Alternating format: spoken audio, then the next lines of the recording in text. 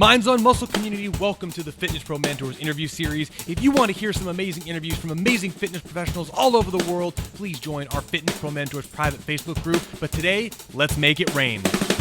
Fitness Pro Mentors, welcome to another episode of the interview series. And I've been interviewing these exercise titans as you've seen. And right now, I have an exercise titan that's heavily influenced my entire career and pretty much everyone at my facility, Mr. Matthew James Bernier. Matt Bernier, how are you doing? I'm great. Thanks for having me on.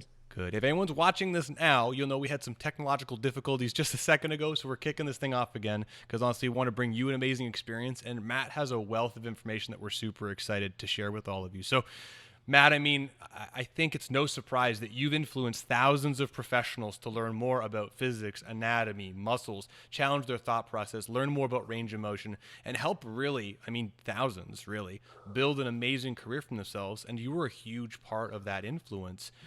I already asked you this, but I want to know again, how the heck did you get into personal training and start your entire career? Well, it's interesting. I got my degree in health and phys ed. I wrestled from age 7 all the way through college. Probably about age 12, I started getting injuries. And my mom started me getting massage for those injuries.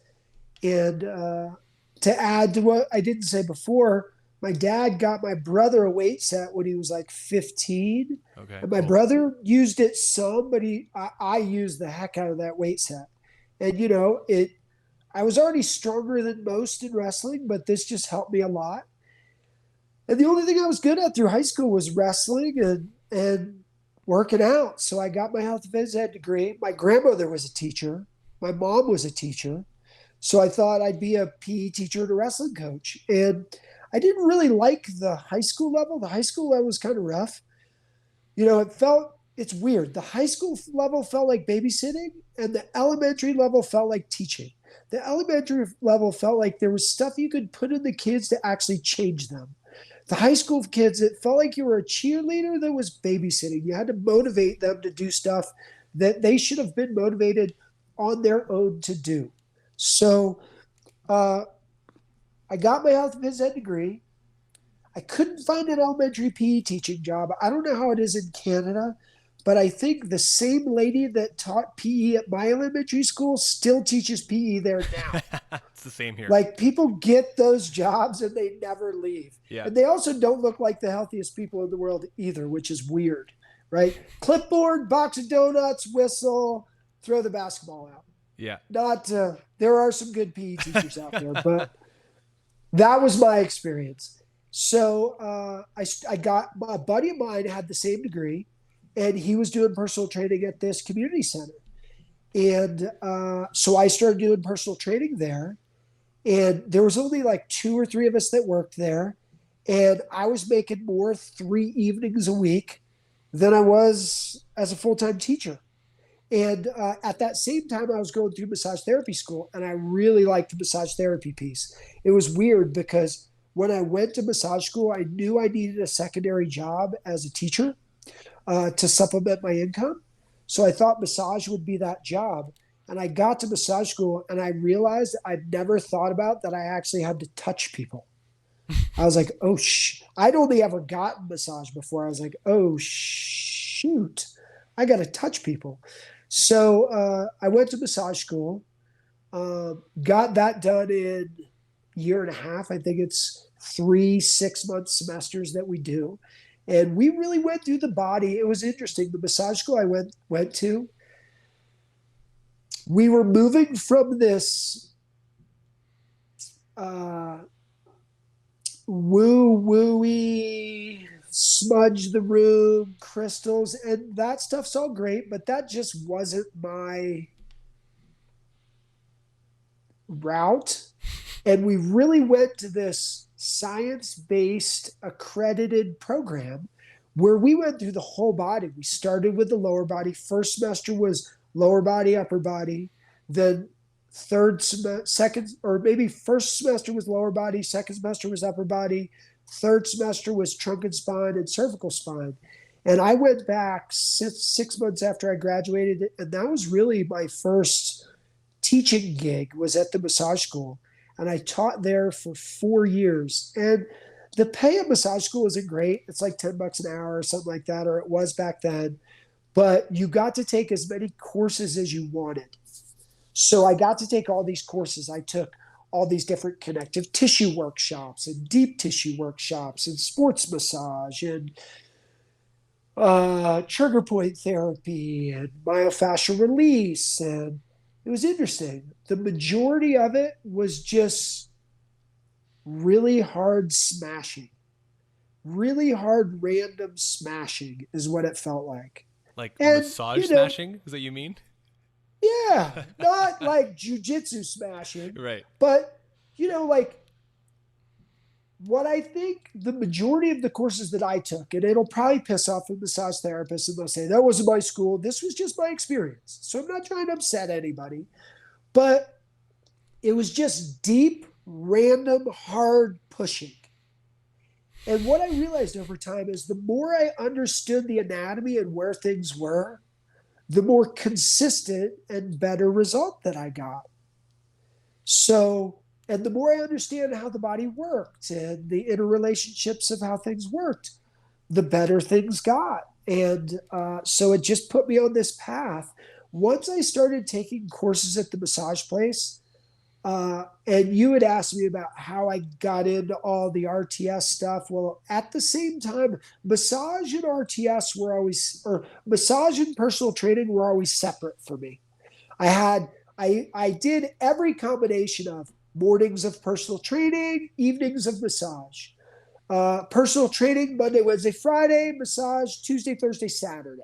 Interesting. And some massage clients would be personal training clients, and some personal training clients would be massage clients, and some massage clients were only massage clients, and some personal training clients were only personal training clients.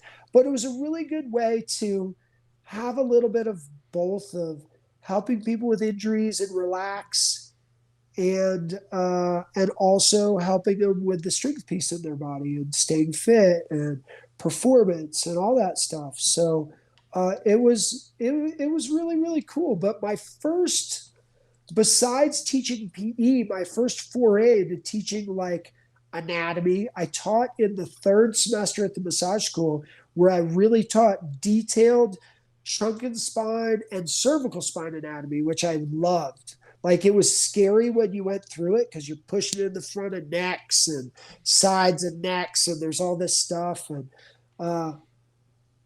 but what I realized is everybody had ideas of what they thought they were doing, but nobody really had a good idea of what the heck was going on in there. So I just kept taking courses.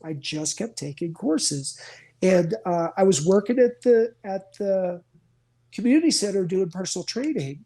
And we had taken that program and built it up over time from doing like 20 sessions a week to doing over 300 sessions a week. And wow. it was really, really cool. And this girl that worked there, she started working there and she's watching me train people. And she'd come up to me after work. She'd be like, well, you're doing bench press wrong, and you're doing lat pull wrong, and you're doing this wrong, you're doing that wrong. I'm like, who the hell are you? Like, where do you get your information from? So she had given me these body part tapes that Tom Purvis had put together. And I don't know if he was still with NASM or he had just left NASM, and that's how he put the body part tapes together. But I started watching these tapes. I was like, oh, wow, this is super cool. This is actually some really good detailed information about what's actually going on under the skin. And I still even use that analogy that Tom used to use, where when we first started lifting weights, we would just watch the weight going up and down. And then we watched our hands go up and down. And then we watched skin move, right? Yeah. And then we actually started to visualize what's happening at the joints underneath. And it was a really cool thing. But at that point, I had gotten married, gotten divorced, was living with my parents, had no money, and I had watched all these RTS tapes, and I really wanted to do more. Well, he had put together a course in New York City. God, what was the name of those clubs? Forget what the name of the club was. Jacques could probably tell you what the name of the club was, because I think Jacques put the course together. Okay. And so I took the train up to New York City. I got the manual early. I read the manual the whole way up, sat through class. Me as a student, I'm in the front row doing this the whole time. Hand up, hand up. And I think Purvis yelled at me at one point. He's like, "You've asked enough questions, put your goddamn hand down." And he would ask, "Is there any questions?" I'd look around, nobody put their hand up. I'd be like, so it was cool. I went through that class. So back then it was RTS lecture. It was RTS L&P, lecture and practical.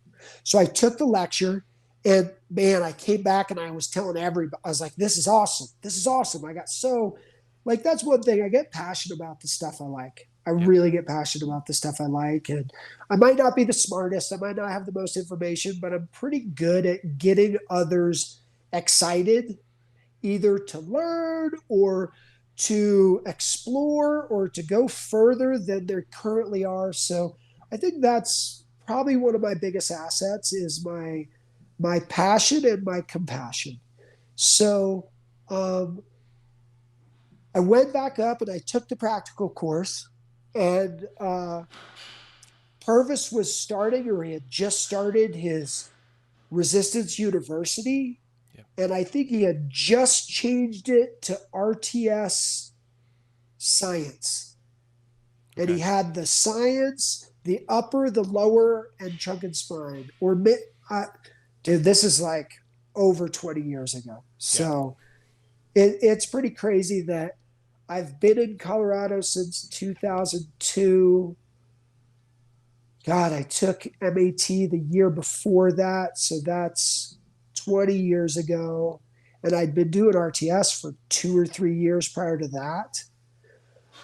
So I didn't have the money. I didn't have the money to go down to Oklahoma.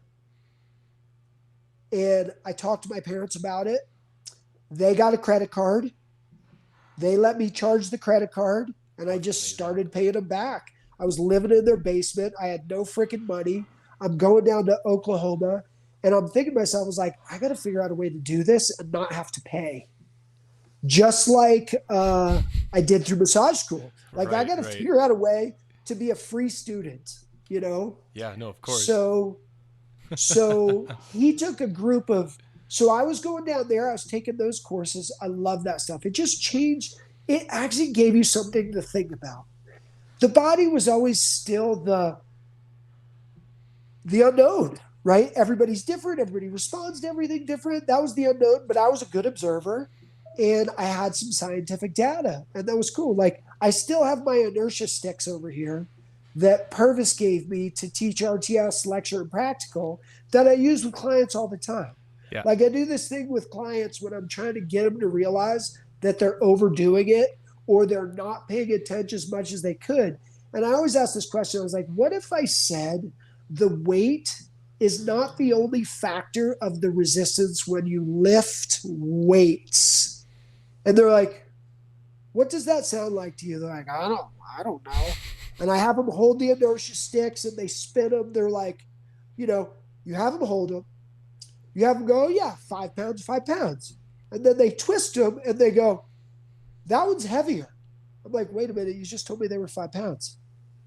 Yeah, but that one feels heavier. Yeah. Well, that's because it's 2.5 pounds and it's moving pretty far. And the other 5 pounds is right under your hand. So it's virtually not moving. So I still use stuff like that with clients to educate them. And even though I'm not teaching in any formal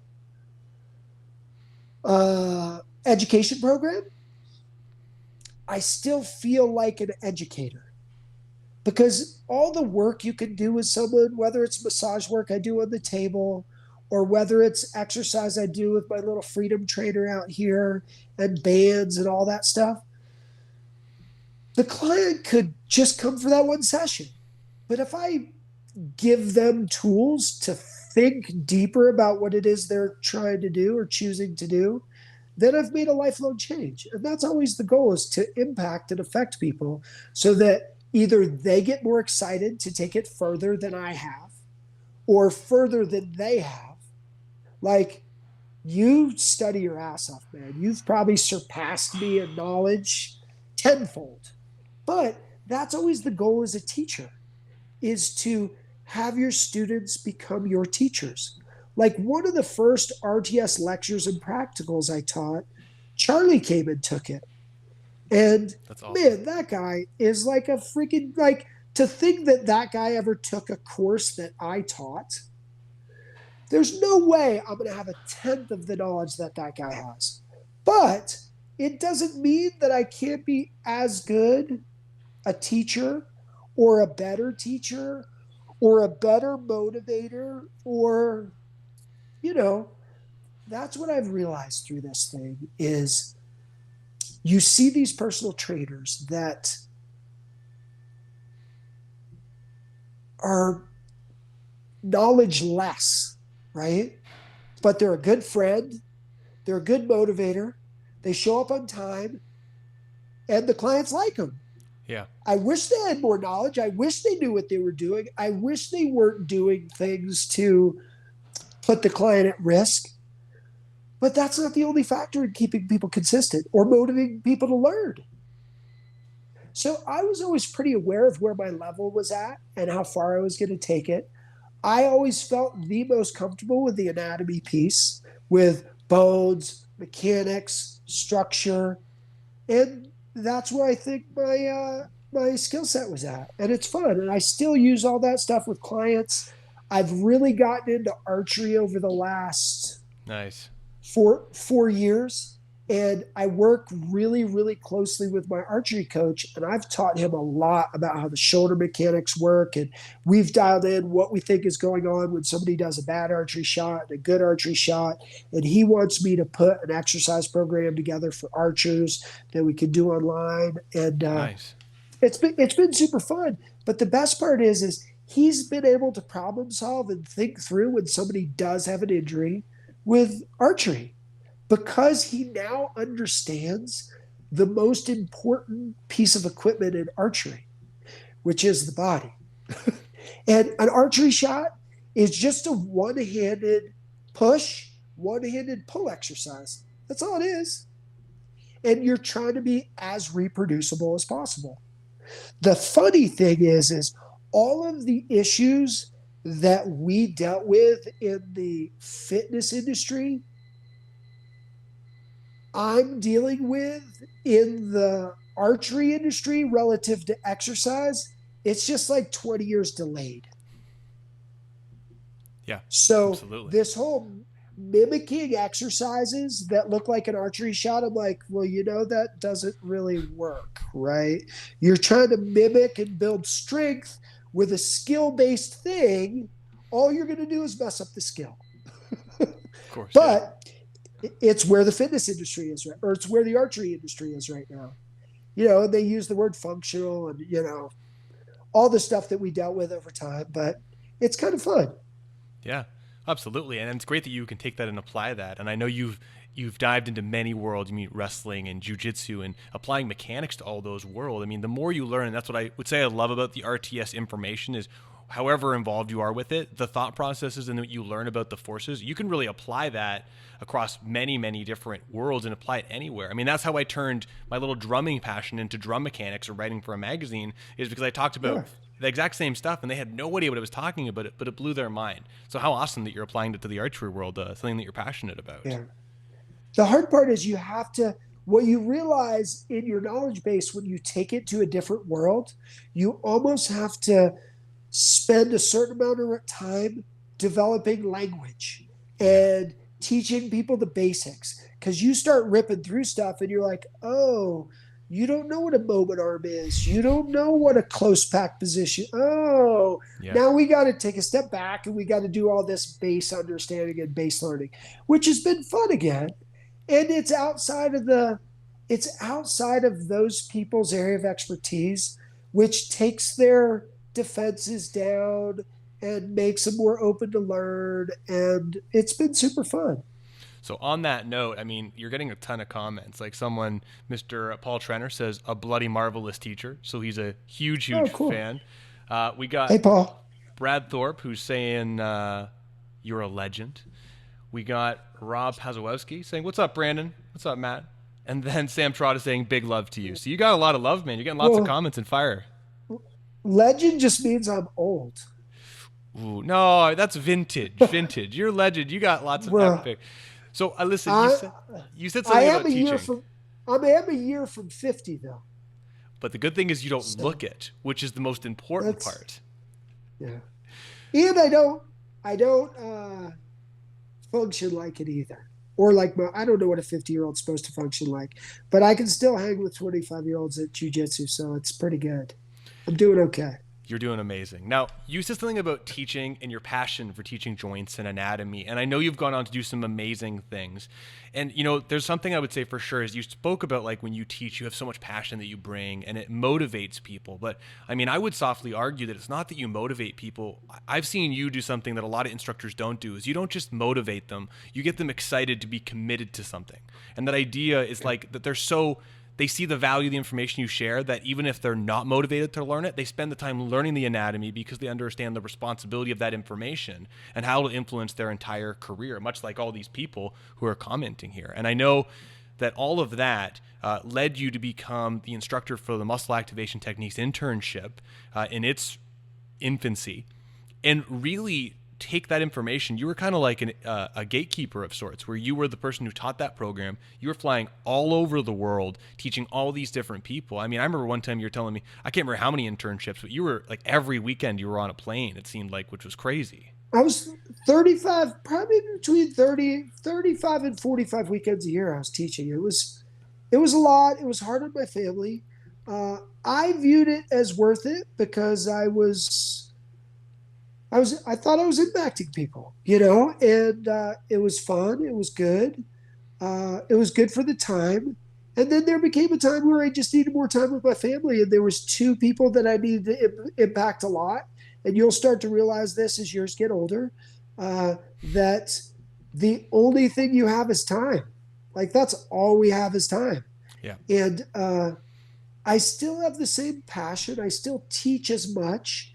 It's way easier in a one-on-one setting, like in here or with my kids or at the archery shop or wherever it is I am. And yeah, it's really, really good. Life is way more simple now. Um, I'm a lot healthier. I'm a lot more balanced. And I took all that time that I put into my weekends and I just started new things for me that kept me healthy, kept me fit. What I realized about my journey is I'm way better at staying consistent with exercise if there's a purpose to it. Like I hike, me and my wife together walk 3 to 5 miles a day. Every day, first thing we do of the day. And It's amazing. there's a couple bonuses to that is I get fit, I like walking, and I get one-on-one time with my wife. And what you'll slowly realize, and this is a suggestion to you as a parent, do a date night, do time where it's just the two of you. Because otherwise, what I see a lot of what happens with people is the kids leave the house and the two people look at each other and they're like, who are you? Yeah. Because they haven't spent any time together. So like, I love my kids. I love my family, but I can't wait to have my wife to myself again too, which is going to be a really, really cool thing. We got together as a couple and hopefully we'll go out as a couple. So it's been fun. So what I've done on weekends is we hike. Next week, I'm taking the whole week off. Nice. The kids did their first two 14ers last summer. And to push and motivate and challenge, the hardest people to try to teach is the ones that you have this emotional baggage with, right? So climbing a 14er, it teaches me patience, it teaches me love, it teaches me compassion. Sometimes I'm a total a-hole. We've had a couple complete meltdowns on the mountain, but it's super, super fun. And like both of my kids really, really picked up jujitsu this summer. And Nice. I've never pushed it as a sport, but we do jujitsu because it keeps us healthy and it keeps us safe. And both kids 4 to 5 days a week this summer are doing jujitsu. They've gotten better at jujitsu in the last 4 months than they have in the first 5 years of doing it. So it's been Amazing. super fun. It's fun to see that growth. It's just a super delayed thing with kids. It's really delayed. It's pretty slow, but it's definitely the most rewarding teaching relationship that you'll ever have. So I do. I liked all the teaching. I liked all the traveling. It's just a lot. It was a Yeah. lot. And there wasn't a lot of build towards either my family or towards my financial security. So it Sure. was just after 12 years, it was time to leave. And I can't believe I've been at the Muscle Project. I just signed my third 3-year lease. So this is going on year number 7. It's Congratulations. super simple. Nikki used to work here with me, but she's not here anymore. Yep. But I don't know if we said this on this version yet, but like I set this place up with really, really low overhead. Yeah. Like I would love to have a gym. I'd love to have 5 trainers. I'd love to have a couple massage therapists, but I managed a lot of people every weekend and it's just a lot. Yeah. It's a lot. And my extra energy, I want to put into the people that I'm responsible for being good people. And that's where I put my focus. I do Yeah. miss teaching. I do miss the weekends of people and that camaraderie and all that stuff, but there's sacrifices to that as well. So, Of course. you never know. I might put some anatomy courses together at some point. But Susan Gross yeah, Manchester says, Matt, by far one of my favorite instructors. Your patience with your students is bar none. Thank you for being such an integral part of my education. So, I mean, you're talking about being a teacher. I mean, the one thing that I'm seeing here, and I'm not surprised by, I mean, you were a pivotal part in so many people's education and challenging themselves to step outside their comfort zone. I do want to ask this one question. I mean, it's probably the one I do want, it's like the most important to me to ask you is you did that for 12 years, running this program, teaching anatomy, teaching so many weekends all over the place. What was it like? Like, I know you're a great self-reflector and analyzing and reviewing so you can move forward and kind of grow. Reflecting back on being someone that was responsible, so to speak, for so many people to get started into a world of education, learning about whatever it is, but in this case, muscles and range of motion, and you were the sole person for such a long time. How was that self-reflecting on that? And do you think you would do anything different if you went back to those 12 years? um, there's a couple things that came from that. It was fun while it was happening. The end of that relationship wasn't the best, right? And I think I got a little tainted by putting that much time and that much of myself into something that when it ended poorly, like it's nice to hear these comments and it's nice to hear this stuff. Uh, but when that was going poorly, almost nobody reached out. And that made me feel like why did I do this? But the challenge of that is when you teach something, what you got to realize is you're getting just as much out of the relationship as the other people are, and you can't 100%. you can't be responsible for other people's part. And the challenge of getting better at anything is just compliance. You have to show up. Now, if you have a really good plan and you stay consistent, like the more skilled the practice is, the better you're going to get quicker. But the hardest part is just showing up. And I think a lot of people have a challenge with that. And if there's someone there that's going to ask them to how they did between now and last time, like, well, he's going to ask me how I did with all my practice and my study, so I better study. So, but you also can't do that piece for people. Like I've had so many clients that I've helped enormously, but in the same sense, I've had just as many clients that come through the door and they don't do anything and they get zero result from what I do. And I wasn't the difference in those two experiences. They were the difference in those two experiences. Yeah. So I think I've gotten better I get less hurt when others don't show up because I realize it's their journey and they might just not be ready. And I don't take any credit when they do well because it's their journey. I just am over the ego part of it. Like, ego is in everything, right? But I'm always going to be me. I cry at soap commercials. I get excited about an AC joint or a ACL or a rotational inertia, you know? But that's me. I get super excited about everything. I get super excited about a perfect archery shot. Like, I'll start crying related to a perfect archery shot. But it's the time and consistency. And it's the seeing people that are ready and then giving them the appropriate amount so that they can come back next time. Like, I have one goal in my jujitsu journey. I've done a lot of competing in my life, and I've done a lot of teaching and getting up in front of people. I When I show up to a jujitsu practice or an open mat or whatever it is, right? Teaching with the kids class or whatever it is, the goal is never this session. The goal is this.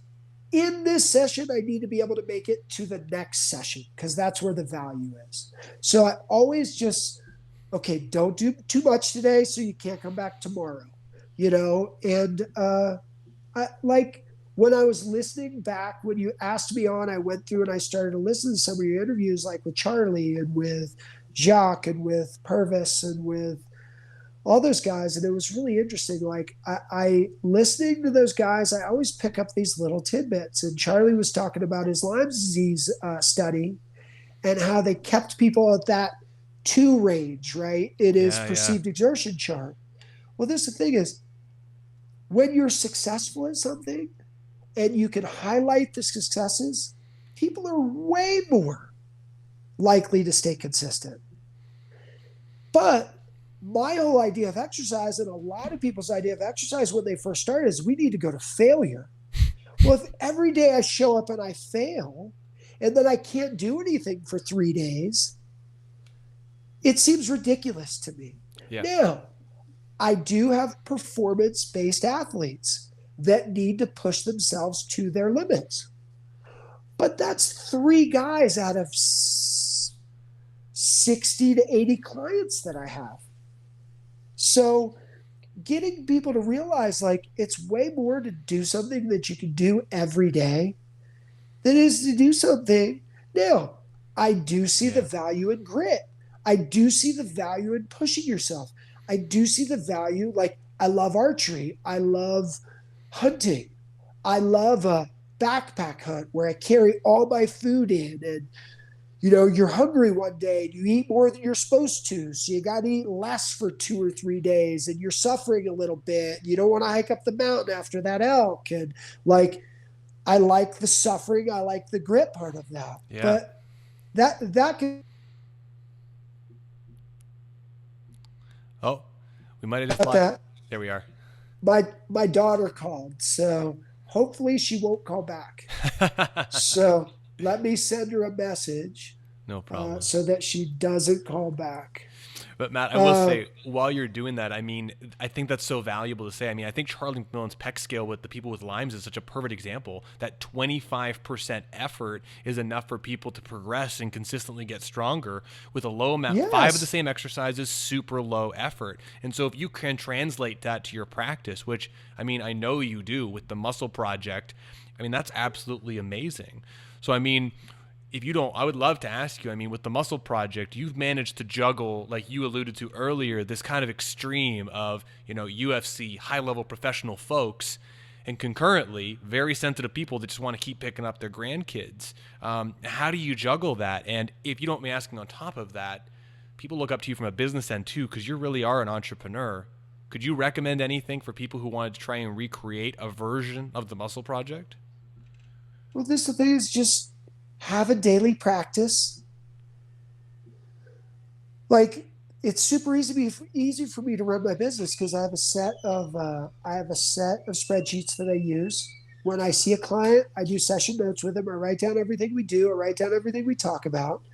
I do my books every day as I'm finishing with clients, right? So everything's just super standardized, really, really simple, easy to do, and low effort so that it's easy to do every day.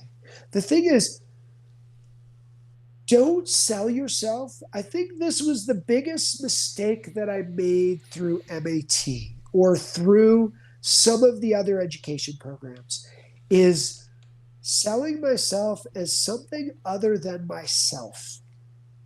Everybody's an individual. Everybody wants to be treated as an individual. Be yourself and you'll either mesh with a person or you won't. And there's enough people that mesh with others that it's going to take you time, but don't put any pressure on yourself to have to do a thing. Show up, do your thing. You'll get a group of people. And like, even through the pandemic, I was probably 20% down. Like when the whole thing started, we shut down. You're not going to be able to touch people. You got to wear a mask. You got to do all this stuff. I freaked out, but I was never lower, even from the first month, never lower than 20% down. That's awesome. And really, the last 2-3 months is where I'm starting to get more referrals of clients back. People are feeling more comfortable. Like, I feel bad for you guys up in Canada where you guys are like, it's crazy to me. Just opening still today. Shut down. No, we just opened today, but it's nuts. I've had clients right from the get-go. They're like, listen, I can't take a break from the work that we do. Will you come to my house? And like, it was funny because I freaked out. People that tell me they can't get jobs, when they shut us down, I got online and I had 6 jobs in like 2 hours. Now they were all $10-15 an hour. Sure. But I had jobs. Like, you can find a job, you just can't find what you want. Right, for sure. You know, so it's an interesting thing. Like, be passionate, find your specialty, and don't sell yourself as something that isn't you. Like, to sell myself as an MAT therapist. Well, I'm a massage therapist. I'm a personal trainer. I'm an educator that had the skill of MAT, that had the skill of connective tissue work. But to think that the connective tissue work, the being a parent, the being a wrestler, the being a jiu-jitsu practitioner, the being a coach, the being a teammate, that all of that doesn't play into the service that I'm offering you, it's ridiculous. Right. I'm underselling myself. Plus, two, if the relationship ever goes bad, you're screwed. Yeah. You're screwed. So this, the thing is, all of these educators out there, they're adding to your tool set, but you are still a you. And sell yourself as the uniqueness of you. And when we first start out, we mimic others. We mimic others and we want to be like them. And I see a lot of people do that with the instructors that they have. They want to be like this guy. They want to be like that guy. Well, don't be like that guy. Be like you. Yeah. And just do you. Like, there's not many people that get up there and cry about a vastus lateralis, right? And some people are like, oh, he's a pussy, or, oh, I can't believe he does that. But I don't know. For me, it works for me. And to tell you the truth, I don't really give a shit what anybody else thinks. You know, we kind of do a little bit, but the people that walk through my door and want to work with me, they like me, they understand me, and they want to work with me. So we develop these relationships. And one of my first clients that I had when I moved here, I've been working with this lady. I've been with her longer than I've been with my wife, longer than I've been in any other relationship in my life. And we've been together 19 years. And she comes in every other week. We work together. She does all of her stuff on her own. I know what she does. She knows what I do. She knows where I stand on stuff. And, you know, we got this great relationship. And I think we downplay the value of being a good relationship, being good in relationships, or that I need to have the power in the relationship, or I need to be the knowledgeable one, or I need to be the one that's giving, and, you know, and it's just like, just be you. And if they show up, they show up. And if they don't, they don't. Well, I think that's one of the most marvelous things about you. And I mean, admittedly, like you just said, openly, I tried to be like Peter for a long time. And then I tried to be like Tom for a long time. And I started teaching when I was 24. So I'm this young kid and I'm like looking up to these people who are doing great. And I tried to emulate them. I tried to emulate you a little bit. But in reality, it's the last few years for me personally to exactly what you just said that I encourage everyone to do is be themselves. And that's why I love this interview series, because ultimately, you know, Muscle Project, MAT, RTS, those are all cool, but your story, Matt, of like who you are, how you ended up where you are, your actual genuine story and your genuine self tells so much more than the banners you carry behind you. It really is you that I love. Well, that's what I like about the name, the Muscle Project, right? My entire life has just been this project based around muscles, from my health and fitness degree to my massage work to wrestling to, and this thing is, it's my project, Yeah. and everybody else is a project, and they have their own project, and this thing is, I can be a I can be an ally on your team and a professional that helps you, but it's still your project, and I can't do your project for you. And if I create a dependent relationship where you can only get that thing from me, then I've done you a disservice, right? If I educate you along the way, you know how to take time off for recovery, or things that you can do, or eat better, or use the sauna, or all these different things, then the work that I do with you is helpful, but I've given you a permanent tool where hopefully in the long run, it's just a seeker of more information and more knowledge and trying to better yourself and grow. And I think once we stop doing that, or once we think, oh, I figured it out, or I'm there, it gets boring, or it gets old, or you're done, or, and I'm never done. Like, that's one of the things I picked up this sport of hunting, right? And I call it a sport because there's so many aspects to it, from the fitness piece to the shooting archery to the mechanics to the keeping yourself healthy to recovering to learning how to dissect an animal to, I always said when we were doing cadaver dissection, it'd be really cool to take apart like something that was fresh, and a bear looks exactly like a human. Biceps, triceps, scapula is way bigger, quads are tiny, hamstrings are huge, calves are tiny, forearms are massive. But it was really cool. Like, people like, have you ever taken an animal apart? I'm like, no, but I've taken a couple of humans apart, and it freaks them out because they're like, what? But yeah, it's just putting this stuff all together, and then staying passionate about what you do and being yourself, and continue to progress forward, and finding things that are new to keep yourself excited.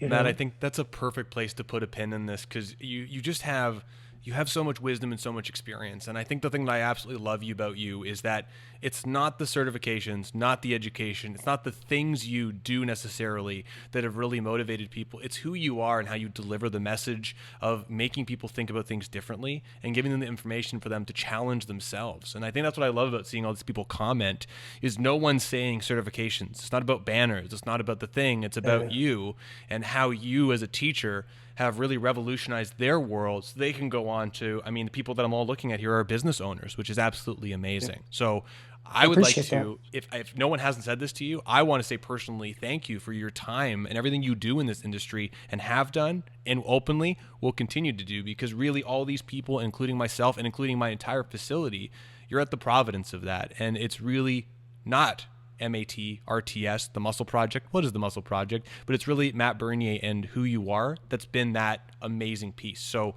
thank you, really. Appreciate that. I appreciate that. But you doing what you do and progressing the way you progress is thank you enough. I got one last question. Sure. What is the next course that we can expect from Matt Bernier?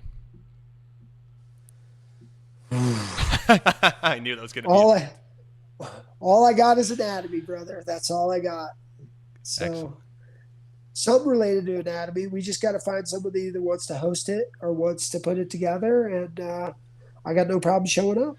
If you're watching this live or you're listening to this in the future, Matt Bernier will come to you and teach the best anatomy course that you've ever had. So please reach out to the Muscle Project, Matt Bernier, and he will teach you anatomy like you've never seen. And if you have seen it through MAT, it's a next level anatomy course. So you're going to have to take it. Matt, thank you so much for your time. Unless you're in Canada and you can't get across the border. Yeah, that's a whole other thing. But I'll tell you, we'll do another live stream for that. Sounds good, brother. All right, Matt. Thank you so much, man. It was great seeing you. Have a good one.